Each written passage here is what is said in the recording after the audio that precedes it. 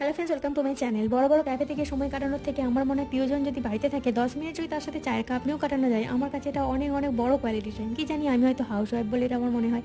আর বাবুকে আজকে টিফিন করে দিয়েছিলাম রাঙালু আর আটা দিয়ে একটু ভালো করে চটকে নিয়ে একটু জল ব্যবহার করে নিতে 10 মিনিট মাখিয়ে রেখে দেওয়ার পরে আমি ওটাকে রুটি করে দিয়েছিলাম। তোমরা চাইলে এটা বাটার দিয়ে ওকে পরোটা করে দিতে পারো।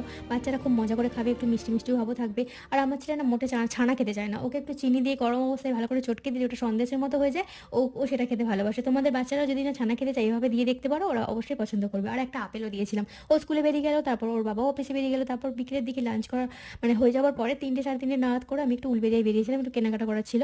তারপর ওর অফিসে কাজ থাকার কারণে একা একাই একটু কালীবাড়ির দিকে গিয়েছিলাম, অনেকক্ষণ বসেছিলাম। তারপর ও আসার পরে আমরা কেনাকাটা করতে বেরোলাম।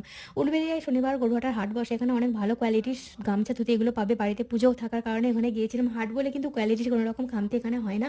তারপর শনিবার থাকার কারণে কিছু না খাওয়া দাওয়া করেই নদীর ধারে একটু ছবি তুলে বাড়ি চলে এলাম। মিনিগুলো ভালো লাগলে সাবস্ক্রাইব মাই চ্যানেল।